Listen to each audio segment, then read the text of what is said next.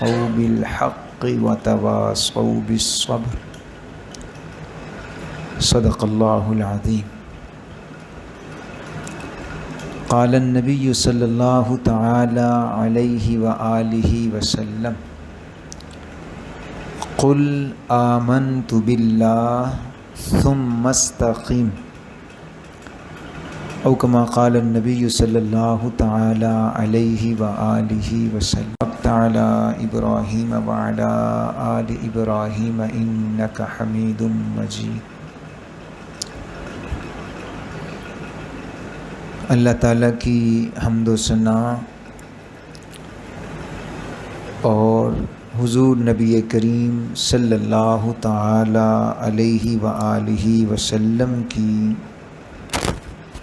ذات بابرکات پر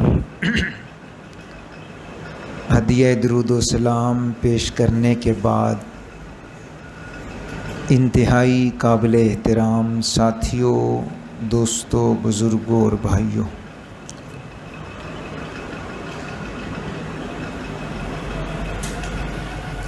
سات روزہ یا 8 روزہ یہ ایک تربیتی اصلاحی کورس ہے۔ حضرت مولانا محمد مدثر صاحب کا آپ حضرات شکر ادا کریں کہ انہوں نے ہمیں مل بیٹھ کر دین کی، ایمان کی اور اپنی اصلاح کی بات چیت کرنے اور سننے کا ہمیں ایک موقع فراہم کیا ہے۔ حدیث پاک میں آتا ہے لوگوں کا جو بندہ شکر ادا نہیں کرتا، ان کا شکریہ ادا نہیں کرتا تو من لم یشکر الناس لم یشکر اللہ، وہ اللہ کی قدر کیسے کرے گا؟ تو ربیع الاول کا مہینہ اور پھر اس میں اس کام کے لیے بیٹھنا اور روزانہ بیٹھنا، یہ آپ لوگوں کا بھی حوصلہ ہے، آپ بھی قابل قدر ہیں کہ دین کی بات سننے کے لیے جمع ہو جاتے ہیں، پون گھنٹہ جتنی دیر آپ بیٹھتے ہیں۔ دعا کریں کہ اللہ تعالیٰ یہ ہم سب کا بیٹھنا قبول فرمائے۔ یہ ساری ایمان کی محنت ہے۔ حضرت عمر رضی اللہ تعالیٰ عنہ جیسا عظیم آدمی، جن کے بارے میں حضور صلی اللہ علیہ وسلم فرماتے تھے کہ اس بندے میں کوائف پورے ہیں، اگر میرے بعد کوئی نبی ہوتا تو عمر ہوتے، کوالٹی پوری ہے۔ حضرت عمر رضی اللہ تعالیٰ عنہ امیر المؤمنین ہونے کے باوجود، وقت کے خلیفہ بادشاہ ہونے کے باوجود، صحابہ کرام کو اپنے پاس بلا لیتے، آؤ یار بیٹھیں، آؤ بیٹھیں، اپنا ایمان تازہ کر لیں۔ شخصیت کتنی اونچی اور فکر کیا ہے کہ ہمارا ایمان، حضرت ایمان کیسے تازہ ہوگا؟ فرمایا ہم ایمان کی باتیں کریں گے، آخرت کی باتیں کریں گے تو ایمان خود بخود تازہ ہوگا۔ تو جب ان لوگوں کو اتنی فکر تھی جن کا نام رسول اکرم صلی اللہ علیہ وسلم کی زبان سے جنتی ہونے کا نامزد ہو چکا تھا، تو ہم تو خطرے والے لوگ ہیں بھائی، ہم تو نماز پڑھتے ہیں، تسلی نہیں ہوتی، پتہ نہیں قبول ہوگی کہ نہیں ہوگی۔ یہ جو میرے بزرگ افراد بیٹھے ہیں، آپ ان سے پوچھیں یہ کون کون سی دعائیں مانگتے ہیں؟ ان کی دعاؤں میں ایک دعا یہ بھی ہوتی ہوگی، میرا شرح صدر ہے، میں نے خود کئی بوڑھوں سے سنا، یا اللہ خاتمہ ایمان پہ فرما۔ تو ہم یہ دعا کیوں کرتے ہیں؟ اس لیے کہ پتہ نہیں ہے جی خاتمہ ایمان پہ ہوگا کہ نہیں ہوگا، یا اللہ بھیک ہی مانگ سکتے ہیں آپ سے۔ اور صحابہ کرام وہ لوگ تھے جن کو جیتے جی بتا دیا گیا تھا وَكُلًّا وَعَدَ اللَّهُ الْحُسْنَى، سب کے لیے جنت کا وعدہ ہے، یعنی سب کا خاتمہ ایمان پہ ہونا ہے۔ تو صحابہ کرام نے فکر کی ہمیں بھی کرنی چاہیے، اور اللہ آپ سب لوگوں کا یہ بیٹھنا قبول فرمائے، آپ اسی فکر میں بیٹھے ہیں۔ حضور صلی اللہ علیہ وسلم کے پاس ایک صحابی آئے، کہنے لگے کوئی نصیحت کر دیں جی، مختصر سی ہو اور ہو بھی ایسی کہ آپ کے بعد مجھے کسی اور کے پاس نہ جانا پڑے، بس آپ کی بات ایک ہی کافی ہو۔ ساڑی پنجابی چاہ دیں سو سنار دی ایک لوہار دی، یا رسول اللہ ایک بات ہو 100 باتوں کی بات، نصیحت فرما دیں۔ حضور صلی اللہ علیہ وسلم نے بڑا مختصر سا جملہ فرمایا، قل آمنت باللہ ثم استقم، پیارے تو کہہ میں اللہ پر ایمان لے آیا، پھر اپنے اس ایمان پہ زندگی بھر قائم رہ، ڈٹ جا، اے ایمان کھڑا نہ بویں کدیں، حسن دیکھ کر، مال دیکھ کر، لالچ میں آ کر یہ ایمان اپنا گم نہیں کرنا، بس اس ایمان پہ پکا رہنا، یہی نصیحت ہے، یہی بھی ہمارے لیے ہے۔ اللہ ہم سب کو ایمان کی سلامتی کے ساتھ زندگی اور ایمان کی سلامتی پہ ہی اللہ ہم سب کا خاتمہ اپنے اپنے وقت پہ فرمائے۔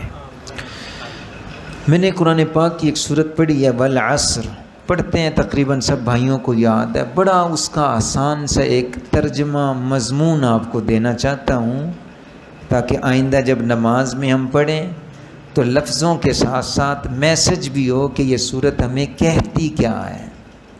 والعصر ان الانسان لفی خسر، قسم ہے زمانے کی، سارے لوگ خسارے میں ہیں، نقصان میں ہیں۔ ان الانسان آل ٹو آل، تمام انسان نقصان میں ہیں، ہر بندہ خسارے میں ہے۔ الا الذین آمنوا، ہاں 4 کام کرنے والے یہ نفع میں ہیں، یہ بچ جائیں گے، باقی سب مارے جائیں گے، یہ 4 کام کرنے والے بندے بچ جائیں گے۔ آمنوا وعملوا،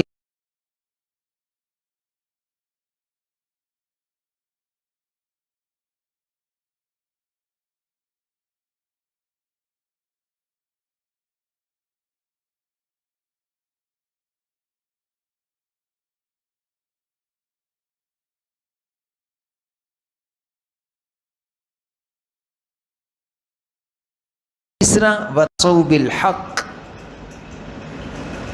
دعوت حق دیتے رہیں، اچھی باتوں کا حکم، بری باتوں سے منع کرتے رہیں۔ اور چوتھا وتواصوا بالصبر، جب اچھی بات کا حکم دیں گے تو کسی کو اچھا نہیں بھی لگے گا، جب کسی گناہ سے، کسی منع کرنے والے کام سے منع کریں گے تو اس کا ری ایکشن بھی ہوگا۔ تو وتواصوا بالصبر، دعوت دیتے رہو، پھر ساتھ یہ بھی کہ اس دعوت کے ساتھ اگر کہیں تکلیف آ جاتی ہے، مصائب آ جاتے ہیں تو برداشت کرو، اپنا ایمان ان کے پیچھے ضائع نہ کرو، مسائل باتیں برداشت کر لو۔ یہ 4 کام کرنے والے خسارے میں نہیں، یہ نفع میں ہیں۔ کتنے کام بھائی؟ 4۔ ایک آمنو، ایمان جس کا سادہ سا ترجمہ ہے اپنا یقین ٹھیک ہو۔ کل آپ کا سبق تھا کچھ اعمال کے بارے میں تھا، اور آج کا آپ کا سبق ہے کچھ عقائد کے بارے میں۔ تو عقیدہ ہو بہت اچھا ہوگا۔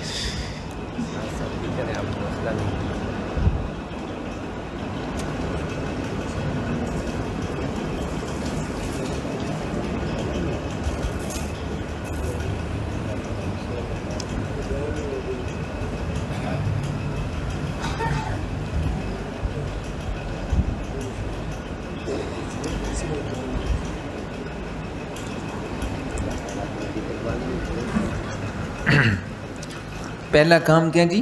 آمنو، ایمان ٹھیک ہو، دوسرا عمل ٹھیک ہو، تیسرا دعوت و تبلیغ، جس کو جتنا پتہ ہے اپنے گھر والوں کو، دوستوں کو بتاتا رہے، اور چوتھا اس بتانے پر اگر کوئی مصائب مشکلات آتی ہیں تو ان کو برداشت کرے، جھیلے، جیسا کہ رسول اکرم صلی اللہ علیہ وسلم نے مصائب برداشت کیے ہیں دعوت و تبلیغ پر، بات حق کی کرنے پر۔ اگلی بات عرض کروں گا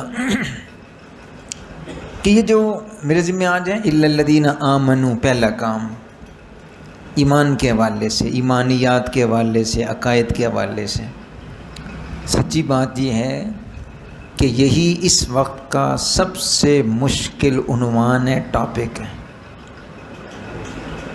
آج بھی مشکل ہے، پہلے بھی مشکل تھا۔ حضور صلی اللہ علیہ وسلم کتنی عمر میں نبی بنے تھے بھائی؟ آپ نے اعلان نبوت جو فرمایا وہ 40 سال تک کبھی کسی ایک نفر نے، بندے نے آپ کو گالی نہیں دی، سارے ہاتھوں پہ اٹھاتے تھے صادق امین، صادق امین، اس سے کم تو کوئی لفظ بولتے ہی نہیں تھے۔ حجر اسود رکھنے کا معاملہ تھا، قبیلوں کی قبیلی لڑائیاں کر رہے تھے، کس نے فیصلہ کیا تھا؟ نبی پاک صلی اللہ علیہ وسلم ابھی پیغمبر نہیں بنے تھے، آپ کی عمر 35 سال تھی جب یہ حجر اسود رکھنے کا، تعمیر کعبہ کے وقت یہ مسئلہ، سب کا اتفاق تھا کہ اس سے سچا اور اس سے زیادہ امانتدار مکے میں کوئی نہیں۔ لیکن پتھر آپ کو کب لگے ہیں؟ گالیاں آپ کو کب دی گئی ہیں؟ اونٹوں کی اوجڑیاں آپ کو سجدے کی حالت میں آپ کے اوپر کب رکھی گئی ہیں؟ آپ کی بیٹیوں کو طلاقیں کب دی گئی ہیں؟ آپ کو پتھر مار مار کر طائف میں جو زخمی اور لہولہان حتیٰ کہ جوتیاں جو خون سے بھر گئیں اور پاؤں کے ساتھ چپک گئیں، یہ کب ہوا ہے؟ یہ سارا نبوت کے اعلان کے بعد ہوا ہے، جب آپ نے عقیدے پر بات کی ہے۔ بیٹھے تھے لوگ عقیدے لے کے، یہ بت ہے جی، بارشیں دیتا ہے، یہ بچے دیتا ہے، یہ مشکلیں آسان کرتا ہے، اس کے پاس سفر آسان ہو جاتا ہے، اس کے پاس یہ حل ہے۔ اللہ کا گھر جس کو خانہ کعبہ بیت اللہ کہتے ہیں، اس بیت اللہ میں، اللہ کے گھر میں بت کتنے رکھے ہوئے تھے بھائی؟ 360 بت۔ کہاں؟ اللہ کے گھر میں۔ کون سے اللہ؟ قل هو اللہ احد۔ تو حضور صلی اللہ علیہ وسلم نے 40 سال تک دعوت نہیں دی، کیونکہ ابھی نبی نہیں بنے، ابھی حکم نہیں تھا۔ جیسے ہی آپ نبی بنے ہیں، قبیلے کو جمع کیا ہے، دعوت کی ہے، دودھ کے ساتھ، گوشت کے ساتھ، اپنا قبیلہ بنی ہاشم فلاں فلاں کو جمع کیا، رشتہ دار بھی ہیں، اور آپ نے گفتگو کے دوران فرمایا قولوا لا الہ الا اللہ تفلحوا۔ 360 اور یہ اور وہ سب ختم، سب غلط، کہہ دو حق صرف اللہ، کہہ دو کامیاب ہو جاؤ گے۔ آپ کو پتہ ہے کہ بس اتنی بات کہنے پر سب سے پہلے پتھر کس نے مارا تھا؟ بولو بھائی۔ ابو جہل نہیں تھا بھائی، ابو لہب۔ کیا لگتا تھا رشتے میں؟ سکا بٹیٹ چاچا، کوئی ضرب تقسیم نہیں، اپنے گھر سے پہلا پتھر۔ ابو لہب کے 2 بیٹوں کے ساتھ حضور کی 2 بیٹیوں کی منگنیاں ہو چکی تھیں، رخصتی باقی تھی۔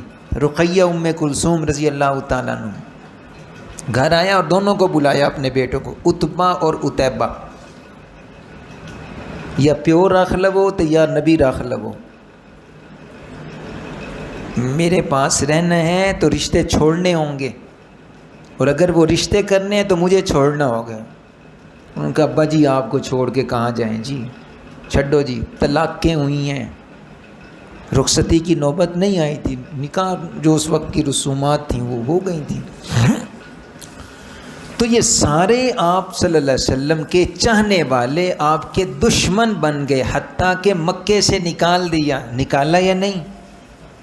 حضور صلی اللہ علیہ وسلم ابھی پیغمبر نہیں بنے تھے، آپ 25 سال کی عمر میں ملک شام کا سفر کر رہے تھے، وہاں ایک راہب نے دیکھ لیا تھا، اس نے ساری باتیں بتائیں اپنی کتاب سے پڑھ کر، ساتھ یہ بھی کہا تھا، نہیں معاف کیجئے، جب پہلی وحی نازل ہوئی اور آپ اپنی زوجہ حضرت خدیجہ رضی اللہ تعالیٰ عنہ کے پاس آئے تھے اور ان کو بتایا زملونی زملونی، کمبل دو، طبیعت بے چین ہو رہی ہے۔ وہ کس کے پاس لے کر گئی تھیں؟ حضرت ورقہ بن نوفل کے پاس۔ وہ عیسائی مذہب کے تھے، راہب تھے، دینی معلومات پوری رکھتے تھے۔ ان کے ساتھ جو باتیں ہوئیں تو انہوں نے وہ ساری تورات، زبور، انجیل جاننے والے بہترین ماہر آدمی تھے، کہنے لگے مجھے آپ پہ بڑا ترس آ رہا ہے، آپ پہ مجھے بڑا ترس آ رہا ہے، آپ کو مکے والے یہاں سے نکال دیں گے، آپ پہ یہ وقت بھی آئے گا، اتنا پیارا بندہ آپ کو نکال دیا جائے گا۔ حضور کو یقین نہیں آ رہا تھا۔ مجھے تو لوگ صادق امین ہاتھوں پہ اٹھاتے ہیں، ہر طرح کے القاب دیتے ہیں، محبت۔ آپ نے پھر ایک لفظ بولا، اوا مخرجیہم، مینوں کٹ چھڑ سن گے، مجھے نکال دیں گے؟ ہاں جی یا رسول اللہ، آپ کو نکال دیں۔ وہی ہوا، پھر ہاتھوں پہ اٹھانے والوں نے پھر راتوں رات حضور صلی اللہ علیہ وسلم نے جو ہجرت کی ہے وہ دن کی روشنی میں نہیں کی بھائی۔ رات کے وقت کس کو بستر پہ سلایا تھا؟ حضرت علی رضی اللہ تعالیٰ، اور رات کے وقت ہی آپ حضرت ابو بکر کے ساتھ نکلے ہیں۔ تو یہ حالات، ممبر پہ بیٹھا ہوں میں خود، ممبر پہ بات کرنے والے کے کان میں کہا جاتا ہے، میں کئی جگہ جاتا ہوں بات کرنے، تو بات کرنے سے پہلے کہتے ہیں مولوی جی میٹھی میٹھی باتیں کرنی ہیں۔ یعنی کہ آپ یہ سمجھیں کہ معاشرہ یہ ہے، ماحول یہ ہے کہ لوگ چاہتے ہیں کہ ہماری جو مطلب کی بات ہے نا وہ کہنی ہے، اور جو ہمارے مزاج، ہمارے عقیدے، ہمارے عمل، ہمارے سود، ہمارے جھوٹ، ہماری بے حیائی کے خلاف بولے، اسان مولوی چنگا۔ بھائی میں صاف کہہ رہا ہوں، ایسے ہوتے ہیں۔ میں کئی مالدار سوسائٹیوں میں کبھی بیان کے لیے بلائیں، بیٹھنے سے پہلے مولوی صاحب 10 منٹ بات کرنی ہے اور اخلاق پہ بات کرنی ہے، بس معاملات پہ قرآن کے فضائل سنا دینا جی، نماز کے فضائل سنا دینا۔ یہ نہیں کہتے کہ یہاں جھوٹ چلتا ہے، یہاں سود چلتا ہے، تو اس پہ بھی بات کرنا۔ تو معاف کیجئے گا، لوگ پہلے بھی عقیدے کی بات سننے پر مخالف ہو جاتے تھے، آج بھی ایسا ہوتا ہے۔ اس لیے قرآن نے کامیاب کہا ہی اس کو ہے جو 4 کام کر لے، عقیدہ اپنا بھی صحیح رکھے، عمل اپنے بھی صحیح رکھے، دوسروں کو صحیح بات، وتواصوا بالحق، صحیح بات بتاتا بھی رہے، وتواصوا بالصبر، صحیح بات بتانے پر اگر ایکشن کا ری ایکشن، کوئی سزا، کوئی تانا، کوئی جملہ ملے تو اسے سہتا بھی رہے۔ یہ 4 کام کرنے والے ہیں فلاح میں نجات، اللہ ہمیں ان میں سے بنا دے۔ تیسری بات عرض کروں گا، ایک تو میں نے قرآن پاک کی صورت، چھوٹی صورت ہے، اس کا ترجمہ مفہوم آپ کے ذہنوں میں بٹھانے کی کوشش کی ہے۔ تیسری بات، ایک ہوتا ہے عقیدہ اور ایک ہوتا ہے عمل۔ انسان حج کرتا ہے، نماز پڑھتا ہے، روزے رکھتا ہے، سارے یہ عبادات ہیں، یہ عمل ہیں۔ اس عمل کا نام ہے اسلام، اعمال کا نام ہے اسلام۔ اور ایک اندر کے عقائد، دل کے نظریات، سوچیں، یقین، رجحانات، خیالات ہوتے ہیں۔ اللہ کتنے ہیں بھائی؟ یہ دل کا یقین ہے۔ آخری نبی کون ہے؟ حضرت محمد صلی اللہ علیہ وسلم، یہ دل کا یقین ہے۔ قیامت برحق ہے، فرشتے برحق ہیں، یہ دل کی باتیں ہیں، اس کا نام ہوتا ہے، یہاں ہوتا ہے ایمان۔ باڈی سے جو انسان کام کرتا ہے اس کا نام ہوتا ہے عمل، اور اسی عمل کو کہتے ہیں اسلام۔ حضور پاک صلی اللہ علیہ وسلم کے پاس کچھ لوگ آئے، جی ہم مومن ہیں، مومن ہیں۔ سورۃ حجرات کی آخری آیات ہیں، ان سے کہہ دیں لا تمنوا علی اسلامکم، یہ تمہارا صرف اسلامی ہے، شوشائی ہے۔ لما يدخل الایمان فی قلوبکم، تمہارے دلوں میں ابھی ایمان نہیں آیا۔ قل لم تؤمنوا ولکن قولوا اسلمنا، تم یہ نہ کہا کرو ہم مومن ایمان والے ہیں، بس اتنا کہا کرو اسلمنا، ہم مسلمان ہیں۔ کیا معنی؟ منافقوں سے کہا جا رہا ہے صرف یہ کہا کرو کہ اوپر ہم نے چادر اعمال کی مسلمانوں والی کی ہوئی ہے، تے ڈڈوں اسی محمد صلی اللہ علیہ وسلم دے نال کوئی نہیں۔ تو ادھر سے ماننے کا نام ہے ایمان، اسی کا نام ہے عقیدہ۔ اور یہ عمل، نماز، روزہ، حج، زکوٰۃ، یہ اس کو پانی پہنچاتے ہیں۔ ایمان جتنا مضبوط ہوگا اتنا عمل اچھے ہوں گے، جتنا ایمان کمزور ہوگا اتنے اعمال کمزور ہوں۔ اللہ ہمارے ایمان کو بھی اور ہمارے اعمال کو بھی درست اور مضبوط فرمائیں۔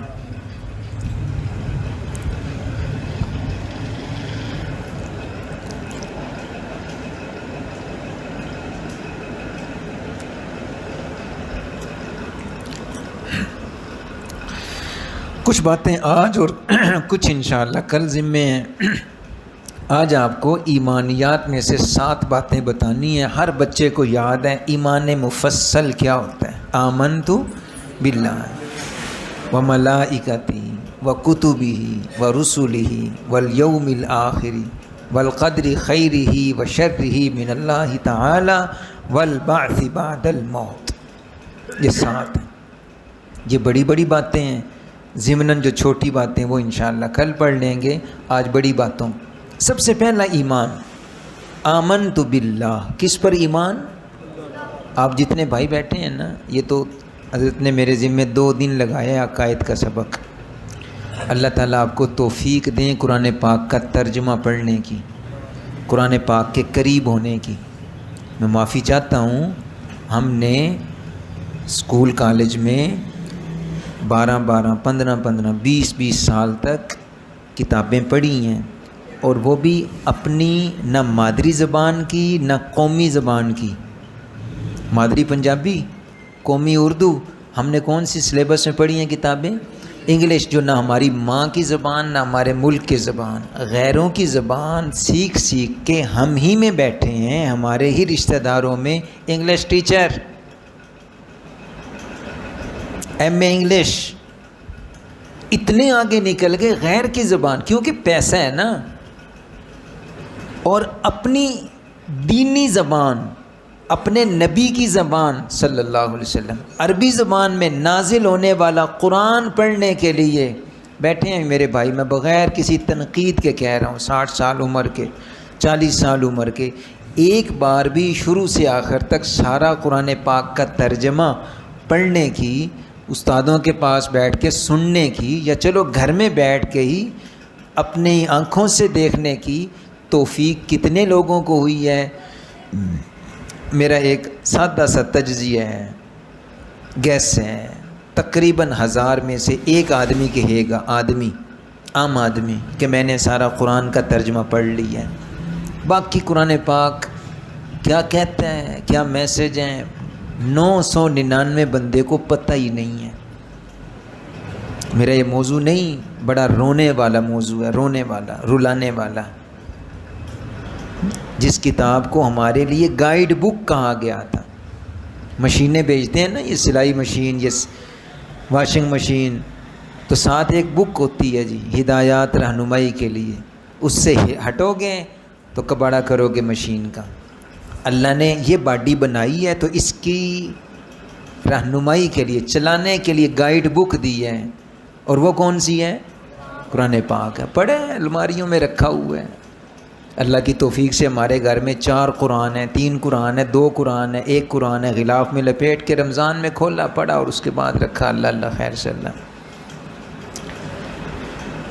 تو باتوں باتوں میں آپ کو مشورہ دینا چاہوں گا، آپ کو پریشان نہیں کرنا، میں نے صرف تھوڑی سی فکر دلانی ہے کہ آپ اگر خود کسی قاری صاحب کے پاس بیٹھ کر روز کے 2 رکوع، قاری صاحب سے کہیں جی تفسیریں نہ کریں، مجھے 15 منٹ میں 2 رکوع کا ترجمہ آپ سنا دیں، کل پھر 2، کل پھر 2۔ قرآن پاک کے رکوع تقریباً 540 ہیں، 540 2 رکوع روز کے ہوتے رہیں، کتنے دن بنتے ہیں بھائی؟ ہاف کر لو۔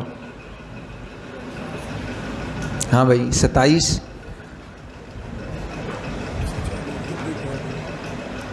270 تو 270 دنوں کو اگر آپ پیچھے لائیں، مہینوں میں لائیں، کتنے بنتے ہیں؟ چلے چھٹیاں ڈال کے سال بنا لو، ایک سال میں، اور وہ بھی روز کے 15-20 منٹ میں 2 رکوع کا ترجمہ دیکھنے کے بعد میں یہاں بیٹھا ہوں، انشاءاللہ آپ خود مجھے کہیں گے، نہ کہہ سکے تو دل میں کہیں گے کہ واقعی یار قرآن پاک کے پڑھنے کے بعد میری آنکھیں کھل گئیں۔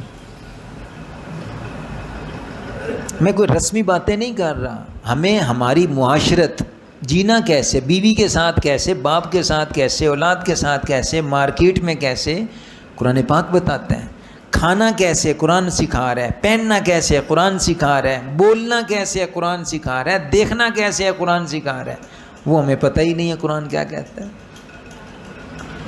ہمارے جتنے مسائل ہیں، میں آپ سے سچی بات کہہ رہا ہوں، فرقوں کے اختلاف، اگر کوئی بندہ ذمہ داری کے ساتھ الف سے سین تک، الف لام میم سے والناس تک ایک دفعہ انگلی رکھ کے ترجمہ دیکھ کے ہی پڑھ لے، تو ہمارے قرآن پاک کو دیکھتے دیکھتے پتہ نہیں کتنے نظریات اور مسائل ایسے ہیں جو ہم بیٹھے اللہ کی توفیق سے سمجھ جائیں گے کہ یار باہر پتہ نہیں میڈیا پہ اور یہ کیا جھوٹ بولا جا رہا تھا، سچ تو یہ ہے جو قرآن پاک میں کھلم کھلا لکھا ہوا ہے۔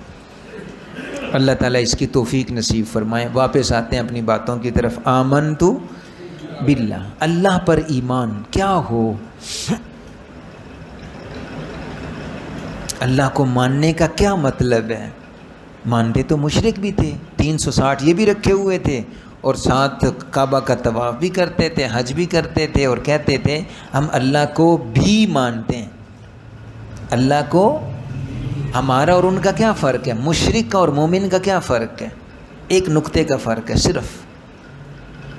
ہم کیا کہتے ہیں؟ ہم اللہ ہی کو مانتے ہیں، اور وہ کیا کہتے تھے؟ ہم اللہ کو بھی مانتے ہیں۔ ہم دعا لکھتے رہے، وہ دغا پڑھتے رہے، ایک نقطے نے محرم کو مجرم بنا دیا، ایک نقطے سے، ہی اور بھی کا فرق۔ نماز میں آتے ہیں ایاک نعبد، ترجمہ دیکھو جا کے کیا لکھا ہوا ہے، یا اللہ ہم تیری بھی عبادت کرتے ہیں یا تیری ہی۔ اگلا لفظ دیکھ لو، وَإِيَّاكَ نَسْتَعِينُ، یا اللہ ہم تجھ سے بھی مدد مانگتے ہیں؟ نہیں۔ دیکھیں، خود جا کے دیکھیں، ہمارے اپنے گھر بیٹھے مسائل حل ہو جائیں گے۔ یا اللہ تجھ سے ہی مدد مانگتے ہیں، وہ کیا کہتے تھے مشرک؟ تجھ سے بھی، تو بھی اور ہی کا فرق، اس فرق کو، اسی کا نام ہے ایمان اور اسی کا نام ہے شرک۔ نقطہ آ گیا تو شرک ہے، نہ آیا تو ایمان ہے۔ تو اللہ تعالیٰ کی ذات کے بارے میں یہ ایمان رکھنا کہ نفع کا مالک کون؟ وَإِن يَمْسَسْكَ اللَّهُ بِضُرٍّ فَلَا كَاشِفَ لَهُ إِلَّا هُوَ۔ میں 2 صورتوں کا نام لوں گا، اگر کسی نے اپنے عقیدے ٹیٹ کر کے صحیح کرنے ہوں، سارے عقیدے۔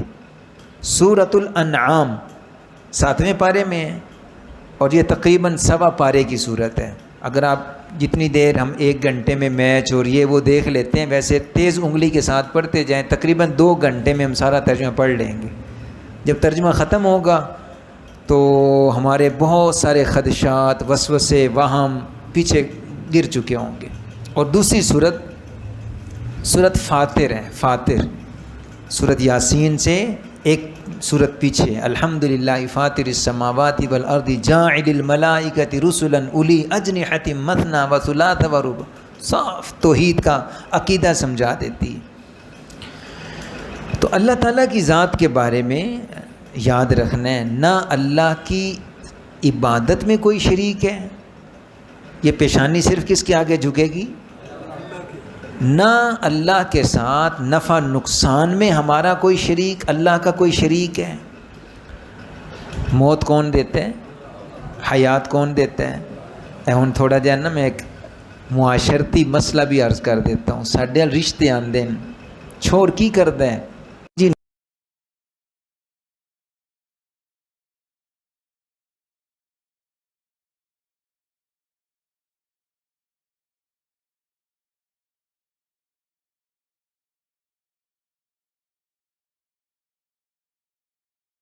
ساڈا یقین ہے کہ اللہ دے، اسی گھر اسی لڑکی کو ایک اور رشتہ مل رہا ہے، ہاں جی کی کردا ہے؟ چھوڑ افسر ہے جی، فوج ہے جی، سرکاری ملازم ہے جی، اچھا کوئی نماز شماز بھی پڑھ دے؟ نہیں جی، دعا کرے اللہ ہدایت دے وے۔ لڑکی والے رد کر دیتے ہیں یا قبول کر لیتے ہیں؟ یار دسو ناسی جی اس معاشرے چ ہیں نال کی آخدین اللہ نماز دا روز ہے، اللہ نماز دا مسئلہ ہے نا، اللہ ہدایت دے چھڑ سی، روزی کے دے آتے چھے۔ ہم نے وہ مولوی صاحب یا نمازی یا ریڑی لگانے والے 5 وقت کے غریب آدمی کے لیے کیا کہا تھا؟ اسی دینوں اوتے کیوں نہیں آکھیا کہ اچھا اللہ روزی دے گا، نمازی تے ہے نا، اللہ دے سامنے جھکتا تے ہے، اللہ مسائل حل کر لئی سی، ایتھے کی پیادے ہیں اللہ ہدایت دے چھڑ سی۔ اے دا مطلب یہ ہے کہ اسی اے دا دھیان کرتے ہیں، اتے دا دھیان نہیں کرتے۔ تیسری بات اس عقیدے کے حوالے سے عرض کروں گا، نفع نقصان کس کے پاس ہے بھائی؟ یہ دیکھیں میری طرف، بازار میں آپ کو گلی میں محلے میں رشتہ داروں میں مرد ملیں گے جنہوں نے کڑے، جنہوں نے دھاگے سبز سیاہ پیلے۔ میں نے کہیں سے پوچھا، میں نے کہا بھائی یہ کیوں پہنا ہوا ہے؟ کہنے لگے سیمن شریف سے آئے ہیں۔ اچھا بھائی وہ تو ٹھیک ہے آئے ہیں، پہننے کیوں ہیں؟ کہنے لگا جی یہ پہنے نا تو مرضوں سے آدمی بچ جاتا ہے، بیماریاں نہیں لگدیاں، نقصان تو بندہ بچ جاتا ہے۔ بھائی صحیح آخدہ پیا؟ حضور ابن ماجہ کی روایت ہے، حدیث پاک کی کتاب ہے، رسول اکرم صلی اللہ علیہ وسلم نے ایک بندے کو دیکھا ہاتھ میں کڑا پہنا ہوا تھا، صحابی ہیں۔ حضور نے پوچھا یہ کیوں پہنا ہوا ہے؟ وہ جی کسی نے کہا ہے، میں بیمار تھا تو اس نے کہا یہ پہنو آپ ٹھیک ہو جاؤ گے۔ روایت کا حوالہ میرے ذمہ۔ آپ نے فرمایا اس کے پہننے سے تم اور بیمار ہوگے، اور اگلی بات فرمائی اگر تم اس سے باز نہ آئے تو قیامت کے دن تمہارے لیے کوئی نجات اور فلاح نہیں ہے۔ ساڈا عقیدہ کتنے بجا ہوا ہے؟ کڑیاں تے دھاگیاں تے۔ ایک اور سناواں، گڈیاں دے پیچھے رکشیاں دے پیچھے لتر بنے ہوئے ہوندے ہیں، خصا پوچھو کیوں بنے ہوئے؟ کی آکھدے نواں مکان بنایا اتنے کالی کنی رکھ لئی، کالیاں ٹاکیاں کالے کپڑے ٹانگ لے، پوچھو کیوں ٹنگے؟ کی آکھدے نظر نہ لگے۔ انہوں آکھو جڑی جتی تو رکشے دے پیچھے جڑا خصا گڈی دے پیچھے ٹنگیا ہویا ہے، گڈی ڈھیر قیمتی ہے کہ بندہ ڈھیر قیمتی ہے؟ دسو تو صحیح۔ تے بندہ اپنے گالے چ بھی 2 لتر پا لیا کرے۔ گڈی بچانی ہے تے بندہ نہیں بچانا۔ مت ماری گئی ہے ہمارے ایمان کی، ہمارے عقیدے کی، کہ جتیوں پہ ہمارا ایمان بیٹھا ہوا ہے، کالی کنی پہ، دیچکیوں پہ، وہ ہانڈیوں پہ گھروں کے اوپر رکھ دیتے ہیں۔ نفع کا مالک کون؟ نقصان کا مالک کون؟ یہ ہے آمنت باللہ۔ دوسرا لفظ وملائکتہ، کیا ترجمہ ہے وملائکتہ؟ میں ایمان لایا اللہ پر اور اس کے فرشتوں۔ فرشتے اللہ کی مخلوق ہیں، اور فرشتوں کے بارے میں ہمارے اندر کوئی ایسا فرقہ نظریہ نہیں جو فرشتوں کا انکار کرتا ہو یا ان کی ذمہ داریوں کا انکار کرتا ہو۔ اس پر کوئی تفصیل بتانے کی ضرورت نہیں ہے۔ وملائکتی وکتبہ، اللہ کی کتابوں پر ایمان۔ آسمان سے جو بڑی کتابیں نازل ہوئی ہیں وہ کتنی ہیں؟ نمبر 1، چلو 4 نام، تورات، زبور، انجیل اور قرآن۔ چھوٹے چھوٹے صحائف بھی۔ ہمارا ایمان یہ ہونا چاہیے کہ اللہ نے جب کتابیں اتاری تھیں بالکل حق تھیں، برحق کتابیں تھیں، ہم ان برحق کتابوں کو مانتے ہیں۔ اس کے بعد لوگوں نے گڑبڑ کی، یحرفون الکلم عن مواضعہ، تحریفات کی، اور تحریف کو ماننے والے نہیں ہیں۔ اوریجنل جو اصل اتری تھی، ہمارا ایمان ہے کہ اللہ نے اتاری تھی۔ اور چوتھی اور آخر میں کون سی کتاب؟ وملائکتہ وکتبہ ورسلہ، رسول کی جمع۔ ہم ایک رسول کو یا سب کو؟ یہ مسلمان کا باقی مذاہب سے واضح فرق ہے کہ مسلمان کی قسمت میں حضرت آدم سے لے کر حضور صلی اللہ علیہ وسلم تک کسی نبی کی توہین اور گستاخی نہیں ہے، سب کو مانتا ہے۔ کل آمن باللہ وملائکتہ وکتبہ ورسلہ لا نفرق بین احد من رسلہ، ہم کوئی فرق نہیں کرتے۔ عیسائیوں کے نبی حضرت عیسیٰ علیہ السلام کو بھی حق مانتے ہیں، یہودیوں کے نبی حضرت موسیٰ علیہ السلام کو بھی حق مانتے ہیں، حضرت ابراہیم علیہ السلام کو بھی حق مانتے ہیں، حضرت آدم علیہ السلام کو بھی حق مانتے ہیں، اور سب سے آخر میں حضرت محمد صلی اللہ علیہ وسلم کو بھی حق مانتے ہیں۔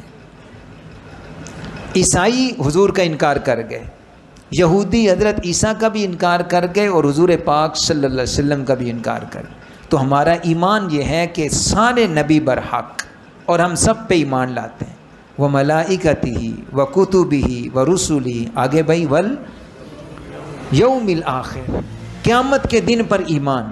اور جس بندے کا یہ ایمان درست ہو جائے کہ میں مرنے تے اللہ دے سامنے پیش، وہ ڈنڈیاں نہیں مارتا، دو نمبریاں نہیں کرتا۔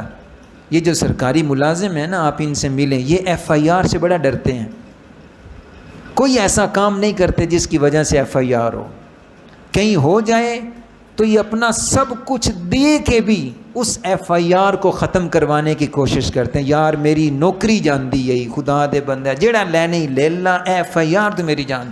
بھائی صحیح کہہ رہا ہوں، کیوں؟ اس کے ذہن میں بیٹھا ہوا ہے کہ ایف آئی آر ہوئی نہیں تو میری نوکری۔ جس بندے کے ذہن میں یہ تو ہوتی ہے دنیا کی ایف آئی آر، ہماری کرتوتوں کی کچھ ایف آئی آر ایسی ہوتی ہیں جو آسمانوں پہ لکھی جاتی ہیں، اس سے ہمیں ڈرنا ہے۔ مسلمان کا اور کافر کا یہ فرق ہے، اے جہان میٹھا تے اگلا جہان کہیں ڈٹھا، یہ کس کا جملہ ہے؟ بولو تا صحیح، اے مسلمان دا کافر دا؟ کافر کہہ رہے ہیں نا اے جہان میٹھا، ایتھے جیڑا کھانا ہے لکھنا ہے لکھ لو، حلال حرام دا فرق کیتے بغیر، اگلا جہان کہیں ویکھیا ہے؟ نہیں، ہمارا ایمان یہ ہے یہ بھی جہان، لیکن یہ دار الامتحان ہے، یہ محنت ہے، یہ دا پھل کتے ملنے؟ والیوم الآخر۔ اس بندے کا یہ ایمان ہو، یقین ہو میں نے مرنا ہے، اللہ کے سامنے جواب دینا ہے، کیا خیال ہے بھائی نماز چھوڑے گا؟ اس کو پتہ ہے ساتھ ہی ایف آئی آر کٹ جانی ہے۔ روزہ چھوڑے گا؟ جھوٹ بولے گا؟ کسی عورت کے ساتھ برائی کی سوچ سوچے گا؟ جوان بیٹھے ہو، ایک اندر کی بات کہہ دیتا ہوں، جس بندے کو یہ یقین ہو کہ میں نے اللہ کے سامنے پیش ہونا ہے، حدیث پاک میں آتا ہے عفو تعف نساؤکم، کہ تم پاک رہو، تمہارے گھر کی عورتیں پاک رہیں گی۔ کیا معنی؟ باہر کی عورتوں کو منہ ماری غلط نظر سے دیکھنا چھوڑ دو، پیچھے تمہارے گھر کی عورتوں کی حفاظت خود اللہ کریں گے۔ ہمیں کوئی باڑیں لگانے کی ضرورت نہیں ہوگی، دیواریں اونچی کرنے کی ضرورت نہیں ہوگی، موٹے موٹے سریے لگانے کی ضرورت نہیں ہوگی، گھر میں کوئی ممی ڈیڈی بٹھانے کی، پہرے دار مائی ماسی بٹھانے کی ضرورت نہیں ہوگی، حفاظت خود اللہ کریں گے۔ کب؟ جب کہ ہم پاک ہو جائیں، ہماری آنکھیں پاک ہوں۔ اور اگر ہم خود پاک نہیں ہیں، اے جہان میٹھا، جو جی میں آتا ہے کر لو، تو پھر اس کے بعد بھائی ہم اپنی بچیوں، اپنی بیٹیوں، اپنی بہنوں، اپنی ماؤں، اپنی بیویوں کے 100 پہرے بھی لگا دیں، حدیث پاک کے مطابق بچ نہیں سکیں گی۔ امام شافعی رحمۃ اللہ علیہ کا ایک شعر ہے، بڑا خطرناک شعر ہے، عفو تعف نساؤکم فی المحرم وتجنبوا ما لا یلیق بمسلم، پاک رہو تمہاری عورتیں پاک رہیں گی۔ جو مسلمان کو زیب نہیں دیتے وہ کام چھوڑ دو۔ اور اگلی بات کہی بڑی سخت ہے، ان الزنا قرض، یہ جو بدکاری منہ ماری ہے یہ قرض ہے جو تمہارے گھر سے وصول کیا جائے گا۔ من یزن یزن بہ ولو بجداری، جو کہیں منہ ماری باہر کرے گا، کسی کی بہن بیٹی کی عزت پامال کرے گا، اس کے گھر کی عورتوں کی عزت پامال ہو کے رہے گی، اگرچہ گھر کا چوکی دار، رکشے کا ڈرائیور، فلاں فلاں فلاں کر لے۔ کیوں؟ اس لیے کہ خود اس نے دوسروں کی حفاظت نہیں کی، اللہ کی حفاظت کیسے ملتی؟ والیوم الآخر، تو بھائی ہمارے ذہن میں ہونا چاہیے کہ مرنے کے بعد کوئی حساب کتاب کا دن ہے بھائی۔ والقدر خیرہ وشرہ من اللہ تعالی، اب 2 لفظ رہ گئے ہیں پھر بات سمیٹتے ہیں۔ ہم جتنے پریشان بیٹھے ہیں نا، ہماری پریشانیوں کی دو وجہ ہیں. ایک وجہ تقدیر پر ایمان کی کمزوری.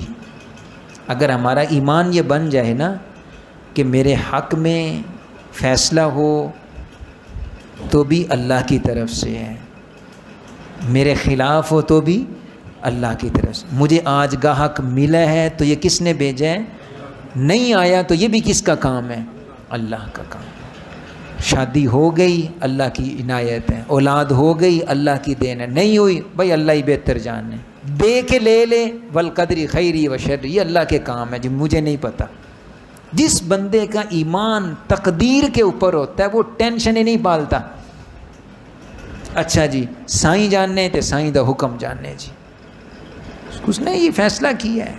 میرے پاس وقت نہیں، میں آپ کو سورۃ کہف کے اندر سے مضمون نکال کے بتاتا. آپ کو میں دعوت دے رہا ہوں کہ خود پڑھیں، وقت نکالیں. ایک میٹرک کے لیے ہمارے 12 سال لگ جاتے ہیں، تو قرآن پاک پڑھنے کے لیے 1 سال اگر لگ جائے تو کوئی سودا مہنگا نہیں، بڑا سستا ہے بھائی. ایک واقعہ سنا دیتا ہوں پھر یہ موضوع ہمارا قریب لگ جائے گا. اچھی اور بری تقدیر کس کی طرف سے؟ میریاں دھیاں ہی ہیں، پتر نہیں ہوندے پہ. کون دے رہے ہیں؟ پتر ہی ہیں، دھی نہیں ہے. کون کر رہا ہے؟ کچھ بھی نہیں ہو رہا اس کے پیچھے. بھائی دونوں ہوتے ہیں، دونوں فوت ہو جاتے ہیں، نظام کون چلا رہا ہے؟ سب اللہ کا. ایک جملہ ذہن میں رکھا کرو، میں کہہ رہا ہوں ٹینشن کی 2 وجہ ہیں. ایک تو تقدیر پہ پورا ایمان نہیں ہے.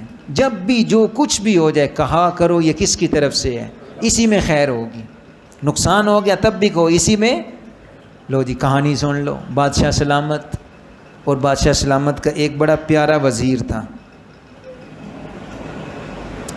تو بادشاہ سلامت اپنے وزیر کے ساتھ ہمیشہ جنگل میں جاتے تھے شکار کے لیے، لیکن فوج ساتھ ہوتی تھی. ایک دن کہا یار نال سیکورٹی ہوندی ہے، سواد نہیں آندا، انجوائے چس نہیں آندی، سول وردی میں دونوں جائیں گے، صحیح مزہ لینا ہے اس بار شکار کرن دا. ٹھیک ہے جی چلے گئے. وہ دور کوئی جانور نظر آیا، ہرن نظر آئی. تو بادشاہ نے کہا وہ دیکھ، مارو تیر مارو. وزیر نے تیر چلایا، تیر مس ہوا، صحیح کمان سے نکلا ہی نہیں، نیچے گر گیا. بادشاہ کے پاؤں کے انگوٹھے پہ لگا، انگوٹھا زخمی، لہو لہان.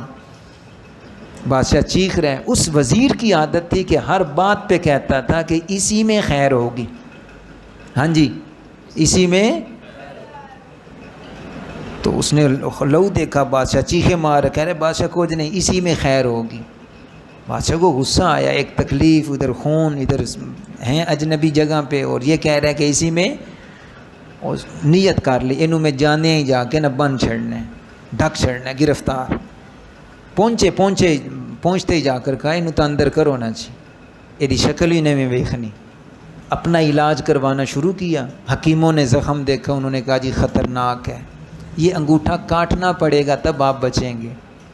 اس کا کہ چلو جی کاٹ چھڈو، انگوٹھا ختم. بادشاہ 6 مہینے سال میں جب ٹھیک ہوا پھر موڈ بنا شکار کرنے کا. وہ وزیر تو اندر ہے جیل میں. اب اپنے سیکورٹی گارڈ ان کو بلایا، شکار کے لیے جانے کو دل کر رہا ہے، میرے ساتھ آؤ جی. چلے دگڑ بادشاہ کا گھوڑا تیز، یہ پیچھے رہ گئے سیکورٹی والے، یہ آگے چلتے چلتے کوئی آبادی آ گئی، اس کو کہتے تھے آدم خور، انسان کھانے والے. وہ درندے وحشی لوگ تھے.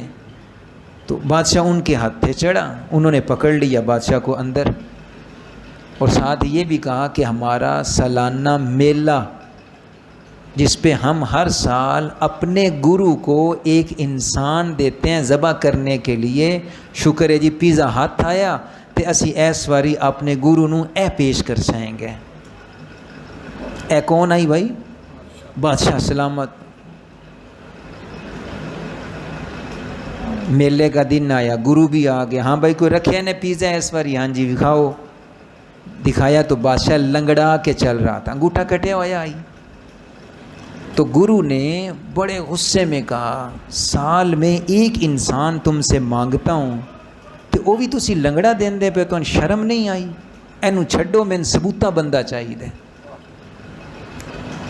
بادشاہ جیسے کیسے اپنے گھر پہنچا، محل سارا راستہ سوچتا رہا، یار وہ وزیر نے جو اس دن کہا تھا نا کہ بادشاہ سلامت اسی میں انگوٹھا کٹا خیر ہوگی، وہ صحیح تھی۔ آج اگر میں صحیح ہوتا تو کدے ہونا ہی اللہ کو لونا ہی۔ واپس آیا، سارا راستہ میں جاتے اس کو رہا کر دوں گا، اس کو خوش کر دوں گا، اس نے بالکل صحیح کہا تھا، نکالو بھائی اس کو باہر لے کے آئے، چوما پیشانی کو، بوسے دیے، یار بڑا صحیح تو آ کے آئے، کی ہوا ہے؟ اس نے ساری سٹوری سنائی۔ اب وزیر کی بات سنو، کہنے لگا بادشاہ سلامت آپ نے مجھے جیل میں رکھا، اسی میں خیر تھی۔ اس نے کہ بھائی مجھے اپنی تو سمجھ آئی ہے کہ میری خیر کیسے نظر آئی ہے، تجھے جیل میں رکھ کے تیری خیر اس میں کیسے؟ اس نے کہا بادشاہ آپ کی عادت تھی کہ آپ جب بھی شکار پہ جاتے تھے مجھے ساتھ لے کے جاتے تھے، اگر اس سفر میں میں بھی آپ کے ساتھ ہوتا، آپ کا انگوٹھا کٹا ہوا تھا، انہوں نے آپ کو چھوڑ دینا تھا، پھنسنا کیا آئی؟ اللہ نے آپ کو وہاں بھیج کے بچا دیا، مجھے یہاں قید میں رکھ کے بچا لیا، تیرے لیے اس میں خیر تھی، میرے لیے اس میں خیر۔ اس لیے بھائی کبھی گاہک آ جائے یا اللہ تیری طرف سے ہے، نہیں آیا یا اللہ تیری طرف، ہمیں نہیں پتہ پیچھے کیا حکمت کار فرما ہوتی، تو جب تک تقدیر پہ ہمارا ایمان پورا نہیں ہم پریشان رہیں گے۔ اس کے ساتھ ہمارا دوسرا مسئلہ پریشانیوں کی وجہ وہ یہ ہے کہ ہم اپنی ضرورتوں سے زیادہ خواہشات پالنے لگ گئے ہیں۔ ہمارے دماغ پہ جو ٹینشن جو بوجھ ہے نا وہ ضرورتوں کا نہیں ہے، خواہشات کا ہے۔ سائیکل ہے یار ہن گزارا نہیں ہوندا، ہن کی لینی ہے؟ سکوٹر، موٹر سائیکل، گزارا نہیں ہوندا، ہن کار لینی ہے، میرے نال دے بھی کار لے لئی ہے تو ہن میں بھی لینی ہی لینی ہے، گنجائش ہے نہیں، باڈی ہے نہیں، حلال حرام کا فرق کیے بغیر اب ذہن پہ سوار کر کے بیٹھے، میرے مسیر پتریر نکے وڈے براواں اپنا اپنا گھر بنا لے تو میرا حالے تک نہیں بنتا پیا، کی اسی ہائے ہائے ہائے کرتے کرتے کرتے ٹینشن میں اپنی صحت بھی برباد کر رہے۔ یہاں پر ہمیں وہ عقیدہ یاد ہونا چاہیے کہ قدرت نے جس کو زیادہ دیے ہیں اس کے لیے اس میں خیر ہوگی، جس کو قدرت نے تھوڑا دیا ہے اس کے لیے اسی میں خیر ہو۔ آخری لفظ بالقدر خیرہ و شرہ من اللہ تعالی والبعث بعد یہ وہی ہے والیوم الآخر کے ساتھ یہ اٹیچ ہے کہ مرنے کے بعد اللہ کے سامنے پیش ہونے ہیں۔ اگر ہمارا یہ ایمان بن جائے کہ ہمارا حساب کتاب کا دن مقرر ہے تو سچی بات ہے کہ ہم الا الذین آمنوا وعملوا الصالحات وتواصوا بالحق وتواصوا بالصبر، چاروں کام ہم کرنے لگ جائیں گے۔ اللہ کریم ہم سب کے عقائد کی بھی اصلاح فرمائیں، ہمارے اعمال کی بھی اصلاح فرمائیں۔ عقائد کے متعلق اہم 7 عقیدے تھے، یہ آج عرض کر دیے ہیں۔ اللہ تعالیٰ نے موقع توفیق دی تو انشاءاللہ کل باقی اہم باتیں آپ کے سامنے عرض کر دیں گے۔ اللہ تعالیٰ ہم سب کے ایمان کی سلامتی کے فیصلے فرمائیں، ہم سب کو ایمان پہ اسلام پہ استقامت نصیب فرمائیں۔ ایک بار پھر شکریہ ادا کرتا ہوں مولانا مدثر صاحب کا اور آپ ساتھیوں کا کہ آپ نے وقت دیا اپنے لیے، ہمارے لیے مل بیٹھ کر نیکی کا موقع ہمیں ملا ہے۔ اللہ تعالیٰ اسے اپنی بارگاہ میں قبول فرمائیں اور آپ سب حضرات کو جزائے خیر نصیب فرمائیں۔ وآخر دعوانا الحمدللہ رب العالمین۔ کسی نے کوئی سوال کرنا ہے تو کر سکتے ہیں۔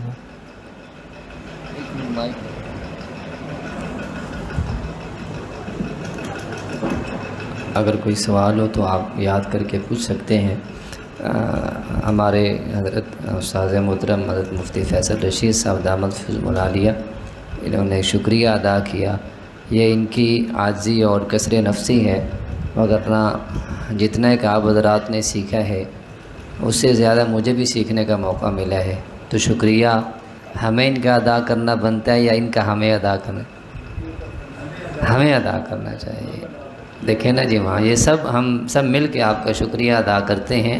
یہ سچی بات ہے، آپ کی یہ جو مسجد ہے نا یہ صرف مسجد تک نہیں ہے، یہ آپ اس کو کبھی غور کیا کریں، آپ کی یہ درسگاہ ہے جہاں آپ صبح کی نماز میں آتے ہیں تو آپ کو کچھ نہ کچھ سیکھنے کو ملتا ہے۔ حضرت نے قرآن پاک کے حوالے سے بات کی نا تو میرے ذہن میں یہ بات تھی کہ میں حضرت کے علم میں لے کے آؤں گا، یہ دعا فرمائیں گے انشاءاللہ معاملہ اور اچھا ہو جائے گا۔ حضرت قرآن پاک کے حوالے سے ہمارا درس قرآن چلتا ہے جی، سورۃ القمر جو ہے وہ الحمدللہ ہماری شروع ہے، بالترتیب درس قرآن چل رہا ہے۔ کبھی کبھی ناغہ ہو جائے طبیعت کی وجہ سے یا کسی عذر کی وجہ سے، وگرنہ یہ بالترتیب چل رہا ہے، اور اکثر نمازی حضرات ماشاءاللہ مسلسل بڑے شوق سے اس کو سماعت بھی فرما رہے ہیں۔ ایک تو یہ ہے، اور دوسرا اسی چیز کو دیکھتے ہوئے ہمارے بھائی مار ریاض صاحب، انہوں نے مجھے کہا نہیں ہے لیکن آپ حضرات کو دعوت دینے کے لیے، جذبات کو مزید ابھارنے کے لیے انہوں نے جی باقاعدہ میرے پاس ترجمہ قرآن پاک شروع کیا ہے،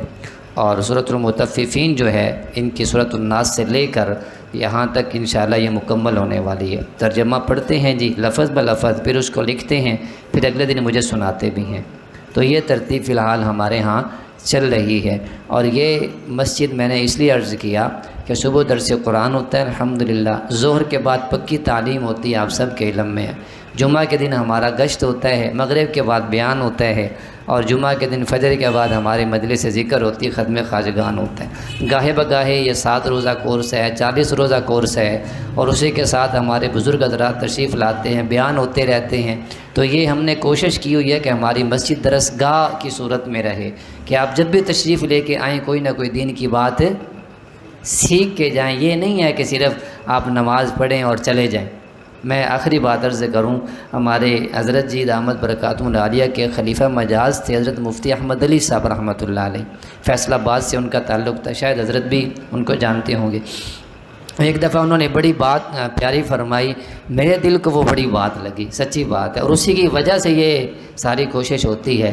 وہ بڑی ایک محبت سے جذبے سے فرما رہے تھے کہ الحمدللہ ہماری یہ جو مسجد ہے نا، اس مسجد میں جتنے علماء کرام تشریف لاتے ہیں نا، اتنے علماء کسی اور مسجد میں آتے جاتے نہیں ہیں۔ جتنے علماء کرام ہماری مسجد میں آتے ہیں، یہ مفتی صاحب فرما رہے تھے، تو مجھے بڑا ایک فخر سا، بڑا ایک حسد جسے کہتے ہیں نا، غبطہ، حسد سا ہوا کہ یار یہ چیز ہمیں بھی حاصل کرنی چاہیے۔ تو الحمدللہ کل حضرت مفتی افضال صاحب نے کتنی خوبصورت باتیں ارشاد فرمائی، آج ماشاءاللہ مفتی فیصل رشید صاحب نے شفقت فرمائی، کل بھی تشریف لے کے آئیں گے، اور یہ ان کی بڑی مہربانی اور کرم نوازی ہے کہ انہوں نے ہماری دعوت قبول فرمائی اور ہمیں اتنا وقت عطا فرمایا۔ آپ سے درخواست ہے کہ آپ کل بھی ایسے تشریف لے کے آئیے گا، مزید دوستوں کو ساتھ لے کے آئیں گے، انشاءاللہ بڑا فائدہ ہوگا۔ اللہ آپ کو جزائے خیر عطا فرمائے۔ اب حضرت دعا کروائیں گے، میں درخواست کروں گا، اور ہمارے بھائی ریاض صاحب کی چھوٹی بیٹی ہیں، ان کی طبیعت بتا رہے تھے کافی زیادہ خراب ہے، تو ان کے لیے بھی دعا کی درخواست ہے، مزید ہم سب کے لیے بھی دعاؤں کی درخواست ہے۔ جزاکم اللہ۔ الحمدللہ رب العالمین وصلی اللہ علی النبی الکریم وعلی آلہ واصحابہ واہل بیتہ اجمعین۔ یا اللہ پاک، ہم آپ کے کام میں، آپ کے دین کے کام میں سب جمع ہوئے، اپنے ایمان کی فکر میں جمع ہوئے۔ یا اللہ ہم سب کا یہ بیٹھنا قبول فرما۔ یا اللہ ہمیں اپنی دنیا، اپنی آخرت سنوارنے کی توفیق نصیب فرما۔ دنیا سے زیادہ ہمیں اپنی آخرت کا دھیان نصیب فرما۔ ہمارے اعمال کی، ہمارے عقائد کی اصلاح فرما۔ یا اللہ پاک، سورۃ العصر میں جن کامیاب لوگوں کی 4 علامات بتائی گئی ہیں، یا اللہ وہ ہمیں بھی اپنانے کی توفیق نصیب فرما۔ ہمارے عقائد بھی درست فرما، اعمال بھی درست فرما، اچھی باتوں کی آگے اشاعت کی توفیق نصیب فرما، اور دین کے راستے میں آنے والی پریشانیوں پر صبر اور استقامت کی توفیق نصیب فرما۔ یا اللہ پاک، اتنے بھائی دوستوں نے ہاتھ اٹھائے ہوئے ہیں، جن کے دلوں میں جو جائز تمنائیں مرادیں ہیں آپ بہتر جانتے ہیں۔ یا اللہ سب کی تمام جائز خواہشات کو اپنے خزانہ غیب سے پورا فرما۔ جو بیمار ہیں سب کو شفاء کاملہ، عاجلہ، مستمرہ، دائمہ نصیب فرما۔ بالخصوص ہمارے بھائی ریاض صاحب کی بچی کو شفاء کاملہ نصیب فرما۔ یا اللہ پاک، اس کے جو بھی امراض ہیں اپنی قدرت کاملہ سے ان امراض کو ختم فرما، صحت والی، عافیت والی، عفت والی، نیکی والی لمبی عمر نصیب فرما۔ اپنے ماں باپ کی آنکھوں کی ٹھنڈک بنا۔ جو بے اولاد ہیں یا اللہ سب کو نیک صالح اولاد عطا فرما۔ جن کی اولادیں ہیں یا اللہ انہیں اپنے ماں باپ کا فرما بردار بنا۔ ہم میں سے جس کے والدین زندہ ہیں یا اللہ انہیں اپنے ماں باپ کی قدر کرنے کی توفیق عطا فرما۔ جن کے اس دنیا سے چلے گئے یا اللہ ان کو اپنے ماں باپ کے لیے صدقہ جاریہ بنا۔ یا اللہ ہم سب کو رزق حلال طیب وافر وسیع مقدار میں نصیب فرما، اور اس کے ملنے پر آپ کا شکر ادا کرنے کی توفیق عطا فرما۔ جب تک زندہ ہیں یا اللہ دین اسلام پہ زندہ رکھ۔ وقت اخیر آئے ہم سب کا خاتمہ اپنے اپنے وقت پر ایمان کی حالت میں فرما۔ یا اللہ کلمے پر دین پر ہماری موت نصیب فرما۔ نبی پاک صلی اللہ علیہ وسلم نے جتنی خیریں مانگی یا اللہ ہم مانگتے ہیں وہ ساری خیریں ہم سب کو نصیب فرما۔ جس جس شر سے، عذاب سے، آفت سے، مصیبت سے حضور اقدس صلی اللہ علیہ وسلم نے پناہ چاہیے یا اللہ ہم سب پناہ چاہتے ہیں، ہم سب کی حفاظت فرما۔ نبی پاک صلی اللہ علیہ وسلم کے صدقے میں ہماری تمام دعاؤں کو قبول فرما۔ صلی اللہ علیہ وعلی آلہ واصحابہ واہل بیتہ اجمعین برحمتک یا